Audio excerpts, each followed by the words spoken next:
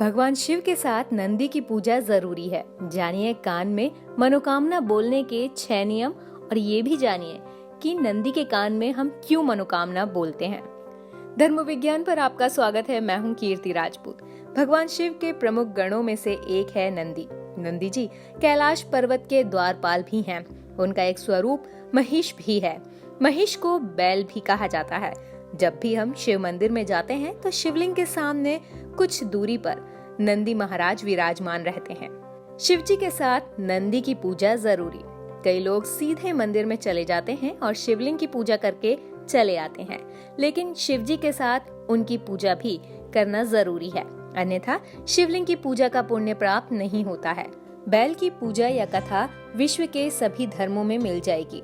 शिव जी ने ही नंदी को वरदान दिया था कि जहाँ उनका निवास होगा वहाँ नंदी भी हमेशा विराजमान रहेंगे। इसलिए हर शिव मंदिर शंकर परिवार के साथ साथ नंदी भी विराजमान होते हैं।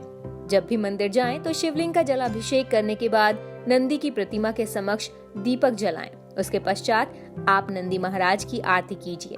आरती करने के पश्चात आप चुपचाप बिना किसी से बातचीत किए अपनी मनोकामना नंदी महाराज के कानों में बोल दीजिए।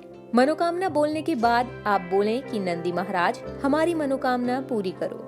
क्यों बोलते हैं नंदी जी के कान में मनोकामना? शिव मंदिर में लोग शिवलिंग के दर्शन और पूजा करने के बाद वहां शिव जी के सामने विराजित भगवान नंदी की मूर्ति के दर्शन कर उनकी पूजा करते हैं और अंत में उनके कान में अपनी मनोकामना बोलते हैं। कहते हैं शिव जी अधिकतर समय तपस्या में लीन रहते हैं। उनकी तपस्या में विघ्न न पड़े इसलिए नंदी महाराज हमेशा उनकी सेवा में तैनात रहते हैं। जो भी भक्त भगवान शिव के पास अपनी समस्या लेकर आता है, नंदी उन्हें वहीं रोक लेते हैं। किसी बाहरी विघ्न से उनकी तपस्या भंग न हो इसलिए भक्तगण अपनी बात नंदी जी को कह देते हैं। नंदी जी से कही गई बात शिव जी तक पहुंच जाती है। इसलिए मंदिरों में नंदी जी के कान में अपनी मनोकामना कहे जाने का प्रचलन है। कहते हैं कि स्वयं भगवान शिव ने नंदी को ये वरदान दिया था कि जो तुम्हारे कान में आकर अपनी मनोकामना कहेगा उस व्यक्ति की सभी इच्छाएं जरूर पूरी होंगी। ये तो बात हुई कि नंदी महाराज के कान में हम क्यों कहते हैं कोई भी मनोकामना। चलिए अब इसको किस तरह से बोलना चाहिए उसके 6 नियम हम जान लेते हैं। नंदी के कान में अपनी मनोकामना कहने से पहले उनका पूजन करें। नंदी के बाएं कान में मनोकामना कहने का अधिक महत्व है, हालांकि किसी भी कान में कह सकते हैं। नंदी के कान में मनोकामना बोलते वक्त इस बात का ध्यान जरूर रखें कि आपकी मनोकामना कोई दूसरा ना सुन रहा हो।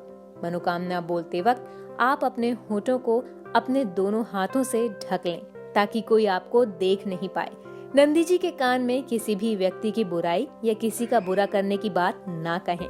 मनोकामना कहने के बाद नंदी जी के समक्ष कुछ भेंट अर्पित करें, जैसे फल, प्रसाद या धन।